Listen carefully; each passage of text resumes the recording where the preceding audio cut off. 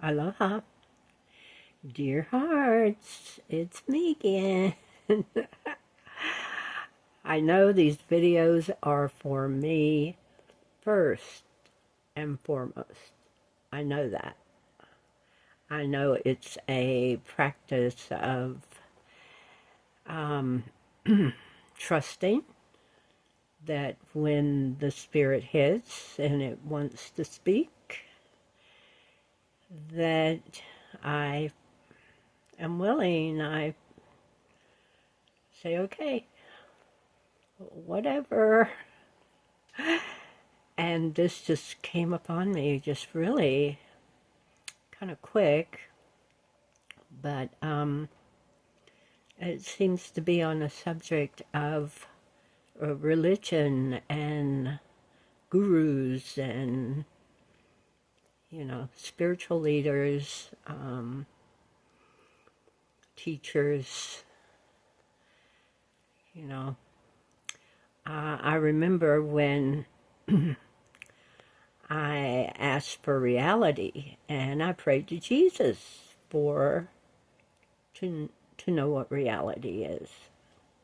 And of all things, it seems he sent to me a kind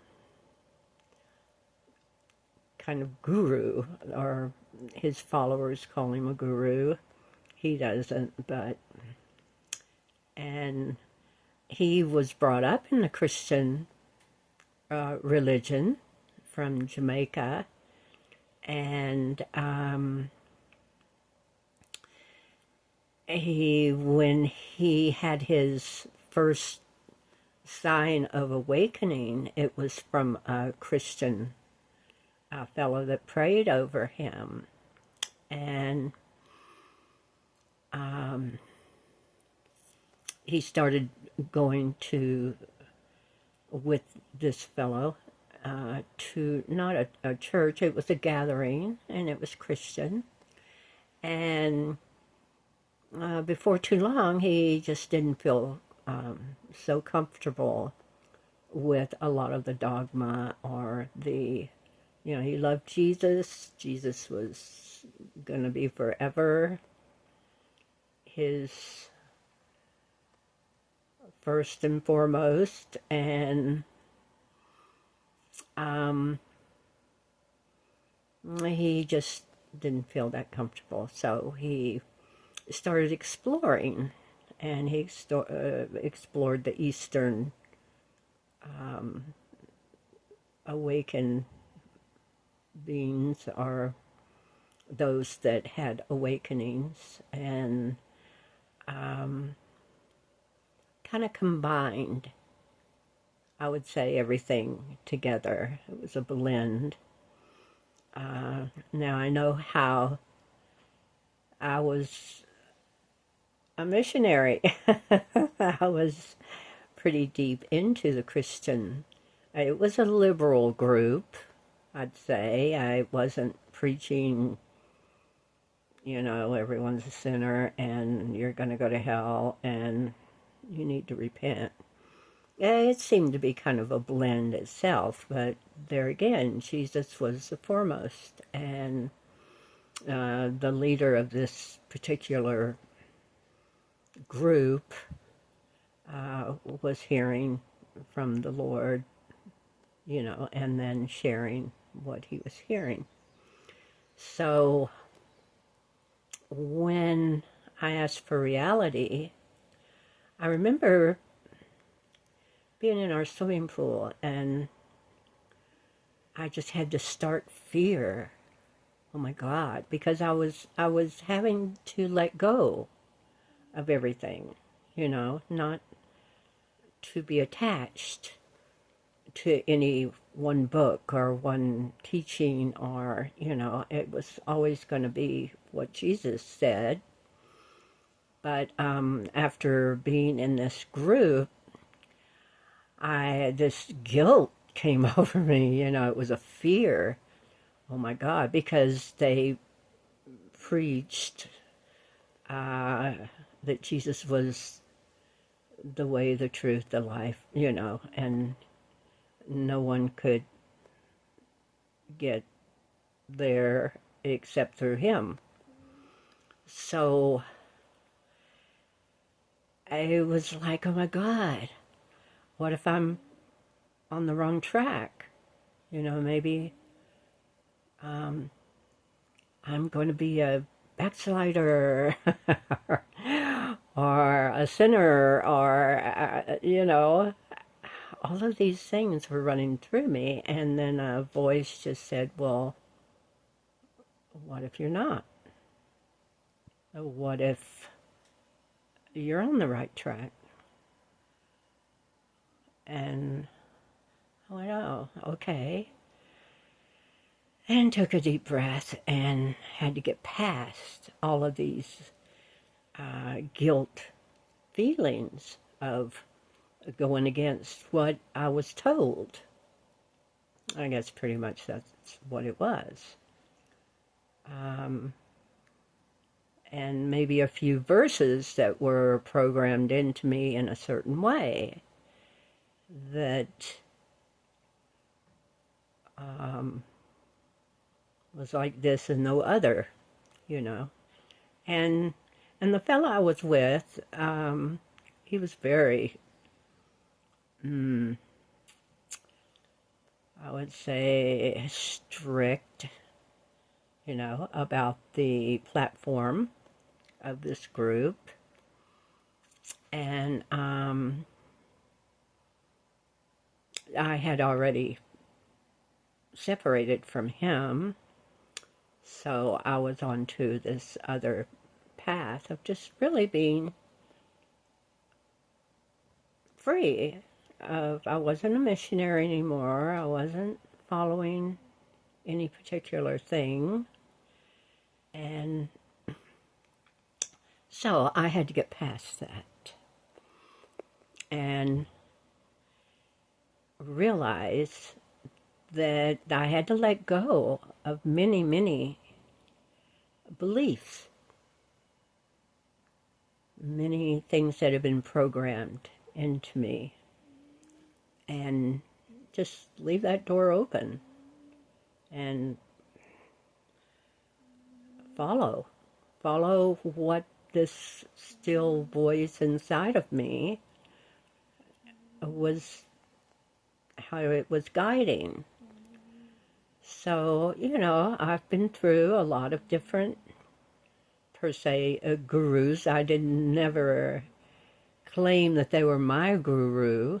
I was just getting bits and pieces or things that resonated, and I felt like it was gently guiding me, and wasn't going to be real strict on myself. So, when we do realize or go into a remembrance of what reality is, it's just going to be free. There are no strict rules, most of it we have to let go of. Most everything of this particular life, it was all stepping stones. It's all, guiding us to a place where there's nothing, no thing, and no particular person. It's just love. And it's all been love. I have seen a fine line in every religion, every guru, every one that has spoken from their heart about their own experience and what they've discovered, and it's all been the same. It's all the same. It's love. God is love. Jesus is love. Anyone that's realized who they really are, they're speaking love. And I guess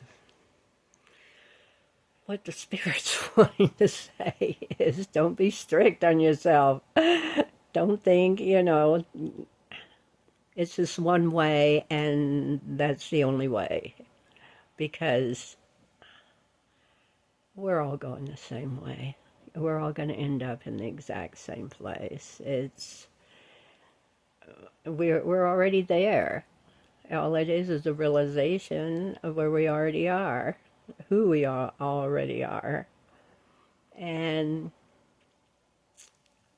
all names will vanish. All of this will vanish because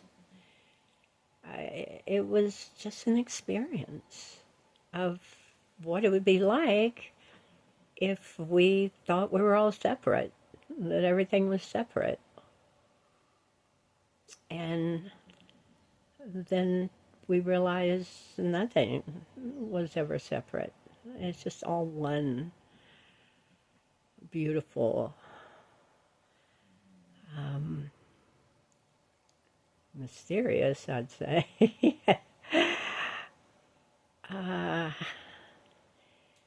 embrace of love. So, I don't know. It'll hit everyone at a certain time where you have to detach. You've got to let go of everything you've ever known, everything you've ever thought, everything you ever believed, and allow reality to enter, to reveal itself. Because none of this is it. That's just the way it is. So,